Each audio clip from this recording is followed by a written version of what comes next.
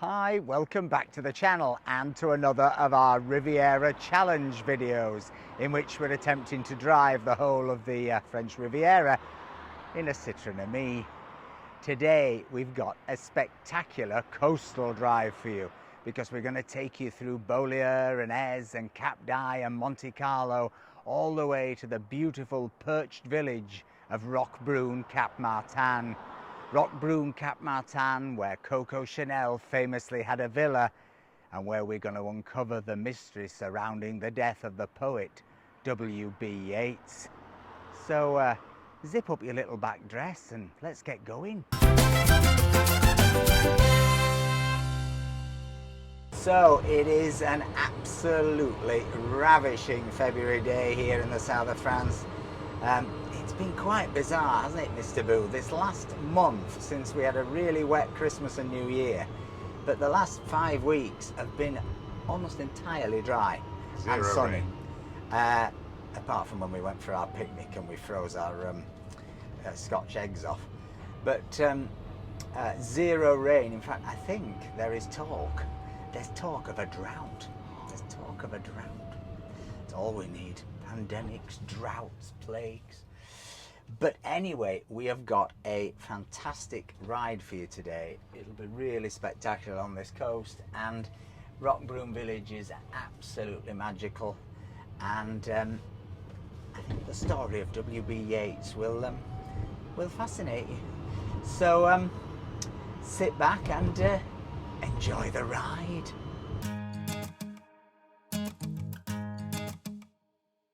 It's 1 a.m. and I ain't tired. I can stand right here and talk all night if you want. I ain't got no place to be, no one's waiting for me.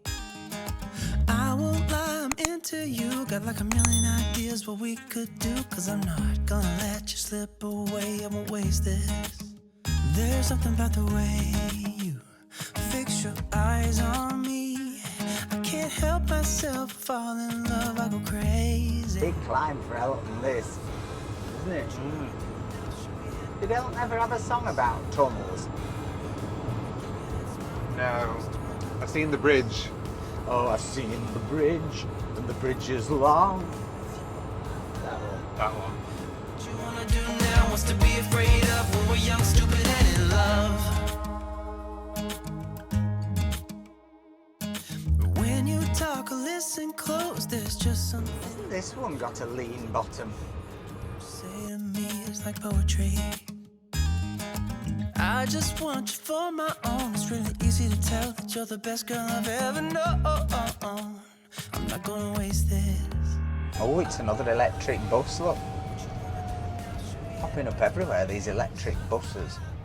Fantastic. Especially on the little routes, the mountain routes. We always used to call those party buses, didn't we, Mr. Boo? Yeah, it's a party bus. Because you'd get on and it'd be full of local old ladies and gentlemen, and they'd literally have a little party on the way up the mountainside. Chat along and bring some sandwiches and exchange garlic. Oh, There's your lean-bottomed friend. he's back. He's racing us, is Mr. Lean Bottom.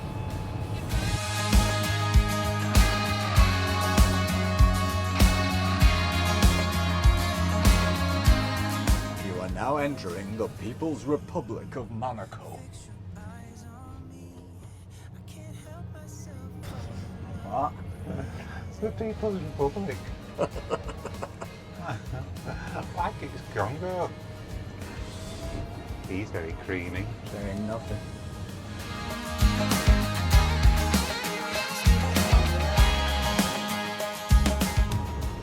So we're going to take you on the front in Monaco, round the port, so you might get to see a few super yachts, and up to the casino where Mr. Boo is going to invest some of our money and try and make a few quid, aren't you? Yeah. It's not letting him anywhere near. Terrible gambler. Terrible habit. And drugs, bad habit for drugs. Naughty girl with a Bad habit for drugs. Crazy. What you wanna do now? Should we head back to my place?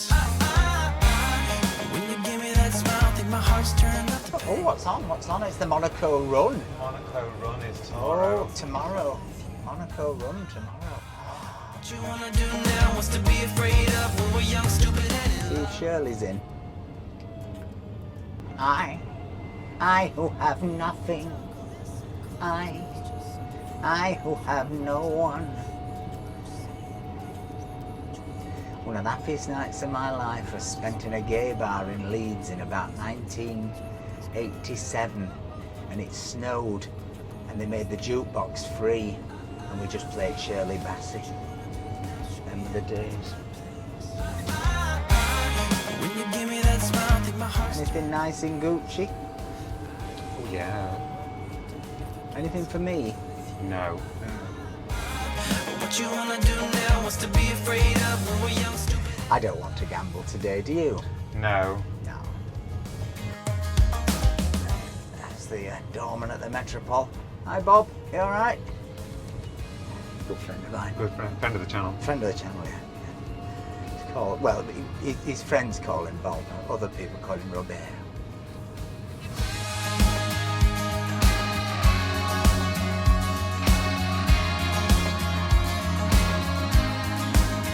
There's something about the way you fix your eyes on me.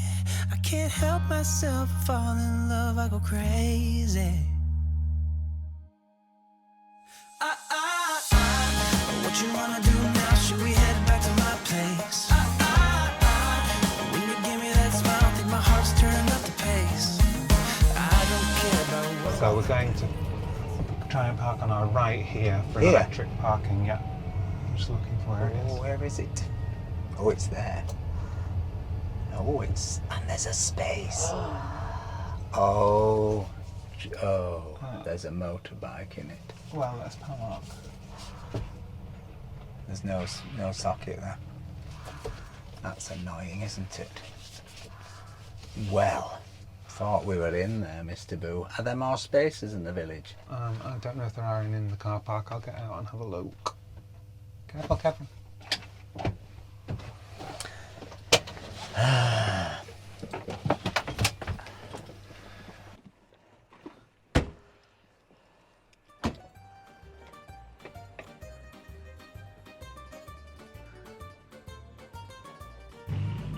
Are we going to go for a spot of lunch before we explore? Oh, yes, I think so. Think a spot of lunch, don't you? Where shall we go? Oh, wow, look at this sports car and this wedding. This is rather glamorous.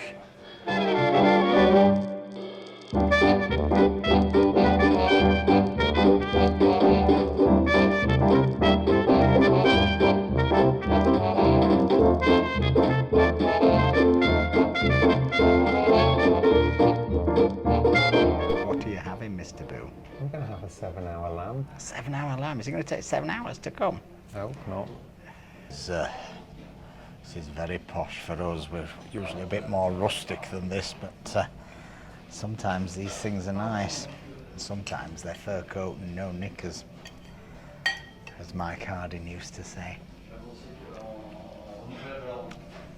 That's tasty. Inside here is some 7-hour cooked lamb, in theory.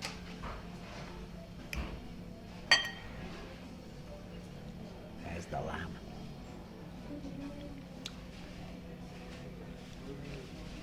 It's very nice. Fine dining. I'm having this because it's Valentine's Day next week, Mr. Boo. We should be stopping in after this. Save it up. Sandwiches next week. Back to Boulangerie. So that was Les Deux Frères. What did you think of it, Mr. Boo? No comment. I'll save it for TripAdvisor. I mean, listen, it's not for us. It's fine dining. We only went because we couldn't get into the place we wanted to go, because there's a wedding on, and the one down there looked a bit cold and blah de blah. But it's the food is excellent. The atmosphere is like a Victoria Wood sketch from 1956. But do feel free to come. I'm sure lots of people absolutely love it. But it's I would say it's a restaurant for the residents of Monaco rather than the village. Right, Mr. Boo, let's do some exploring. Yeah.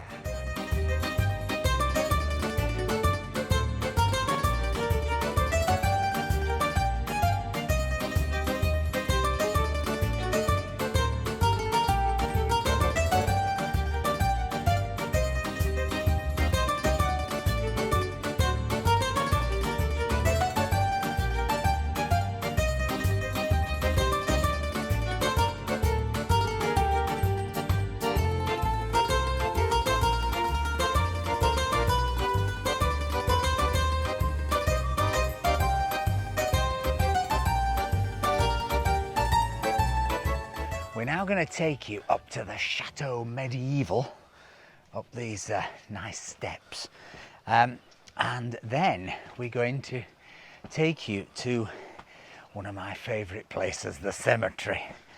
But we're going to go in search of two things. We're going to go in search of the grave of the great architect Le Corbusier, who died on the beach here, and we're going to try and uncover the truth about what happened to WB Yeats when he spent the last 2 years of his life here. I might be needing that, Mr. Boo, if there's any more of these steps after that 7-year-old lamb, whatever it was I had. Pour 2 adultes, s'il vous plaît. Look, Mr. Boo, there's a theatre. We could put East Endless on. Oh, that'd be an idea. Think it'd be popular here? Oh, very popular.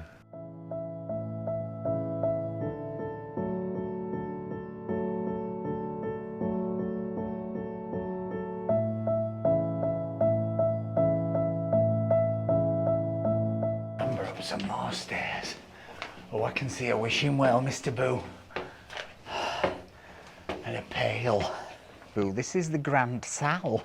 Well, it feels like a grand salle. This is where they'd have their do's. I think it used to have a roof, but now it's exposed to the elements.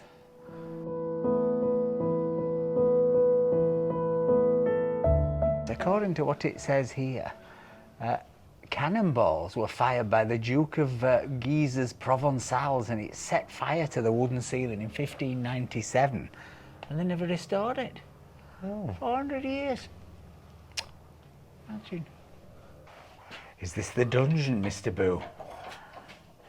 Oh, I'm not allowed to do it, it says. They have one of these in Nice, in, is it Malabar Station? Is this the prison? This is the prison. The last people to occupy the prison were the Barbettes. The Barbettes? I used to love them. What was their number one? Shangalanga Bing Bong Kling Klang. That'll be the one, yeah. Oh, someone's died. In there? Yeah. I wonder why they had straw on the floor. We didn't have toilet roll. I guess. That little tent of blue which prisoners call the sky. Oscar Wilde, that, you know, Boo. I won the junior school public speaking competition reading the Ballad of Reading Jail, you know. That doesn't surprise me in the slightest. I did it dead posh, because that's what you had to do in those days to win public speaking competitions. Oh, look at this. Oh, this is even stranger. Who are these two? This is the Archer's bedroom. What, as in Radio 4? Yep. Something tells me, Mr. Bull, that you're not taking this visit entirely seriously. What? It's a very historic building, and it does have the most incredible window. Look at this.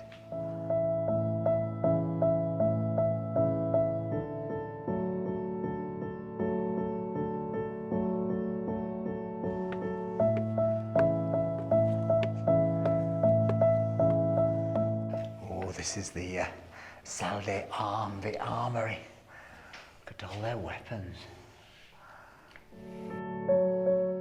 This is the kitchen. The kitchen? A fire and a oven. Yeah.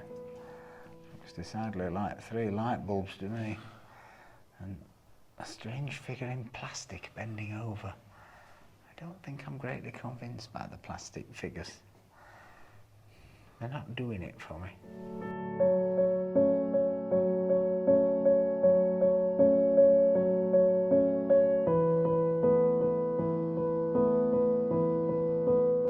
But it is so polluted today. It's unbelievable. It's because there's been so much high pressure settled over this area for so long, for the last month.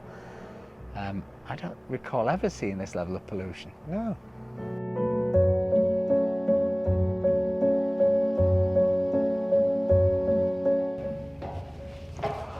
And then, when you get to here, you're right at the top.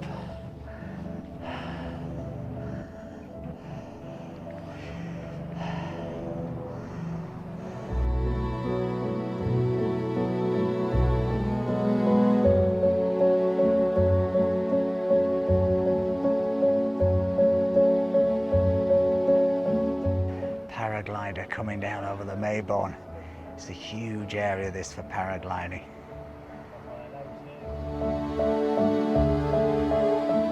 Look at that lookout post there. Or maybe they built it so he could put his TV aerial on it. Little Elton down there waiting for us.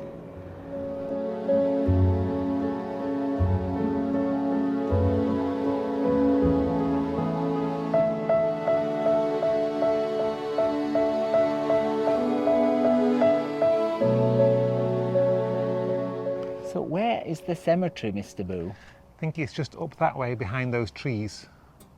Ooh la la.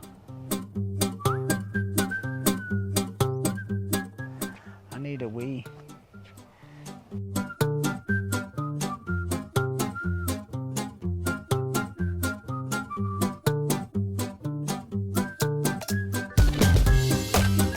Oh, Boo, there's a creche. My favourite. Oh, there's nothing in it though. It's a bit like the toilet. So we are now heading off in search of the cemetery and the grave of Le Corbusier and the story of WB Yeats. Oh look, there's a sign, Mr. Boo. Cimetière, this way. If there's any more of these steps, I shall be staying there. Oh my God, look at this one. Oh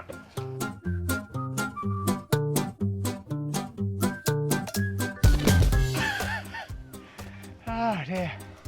I think, Mr. Boo, I can see a cemetery. A nice resting place. A miracle has occurred, Mr. Boo. We've come when something's open. Can't believe it. But look at that view of Monton over there.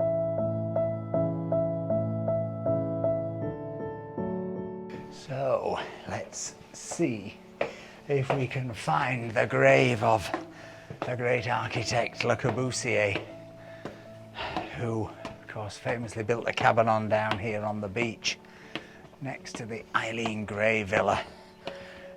There's a video on the channel all about their story. Check it out. It's a cracking tale.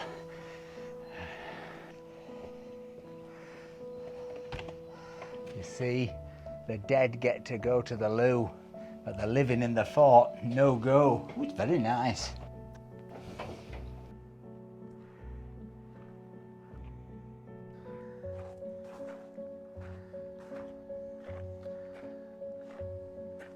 The thing about trying to find Corbusier's grave, Mr. Boo, is it'll probably be very small, have a very small footprint. Well, that's true. And it'll probably sort of fold up. You'll be able to make the tombstone into a sort of picnic bench. table. Yeah. You probably will.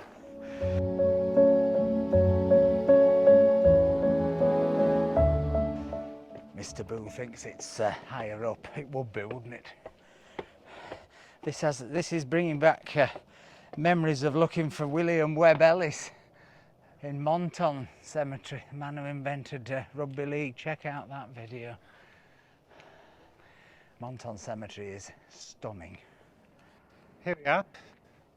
Ah, well, we weren't far wrong. It is certainly a very minimalist, shall we say, tombstone, and the sign writing's a bit dodge, isn't it? Looks like it's been done in felt tip. It looks like he got some kids at local school to do it on cheap. I suppose that's the magic. But there lies Le Corbusier.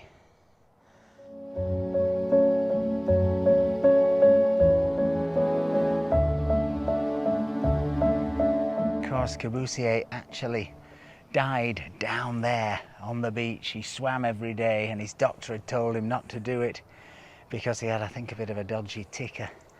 But he persisted and one day he swam out and that was the end of the great architect. But Eileen Gray, whose villa he lived next door to, Villa E1027, is still there with the cabin on. She lived on, I think, till right into her 90s in Paris. So where is the Coco Chanel villa, Mr. Boo? It's somewhere down here. And there it is. That is Villa La Porsa, where Coco Chanel famously lived and where Winston Churchill spent 2 winters. Those 5 windows at the back. Yeah. See in the middle at the back. Yeah. She had lots of themes of 5 after the success of Chanel No. 5. She did. It's true that. True story. It's in my video, but I'd forgotten. She was obsessed with 5. Well, you would be, wouldn't you, if you'd invented Chanel No. 5.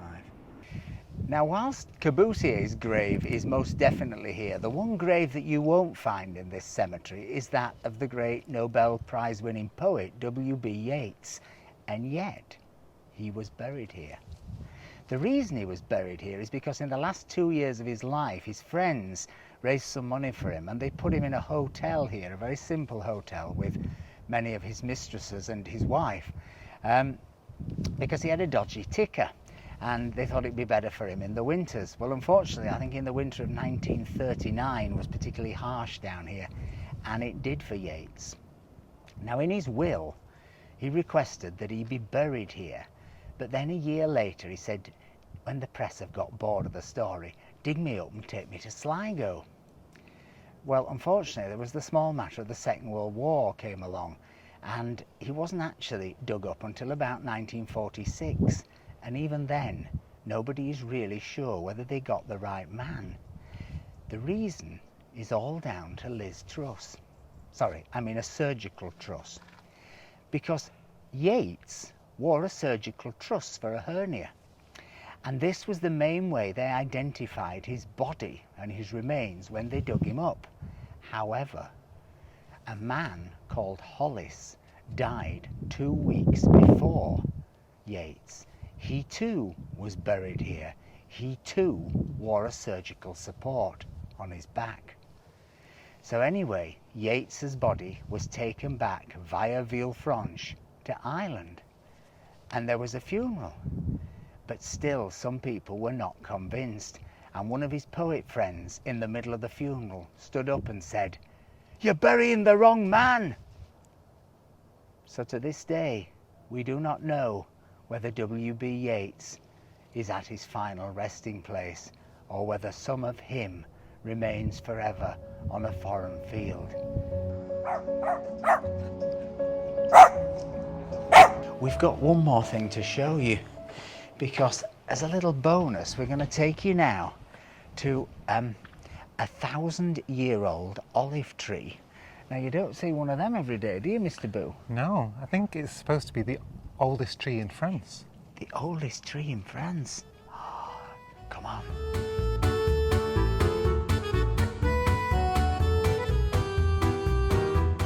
So, is this the 1,000-year-old olive tree, Mr. Boo? This olive tree is 2,000 years old. 2,000? How do you know? I put my arms round it and felt its circumference. Is that how they measure it? Yeah, something like that. I thought you counted rings. Well, you've got to cut it down to do that. Oh, yeah. It's the oldest tree in France and part of the Remarkable Trees of France list. It is quite impressive.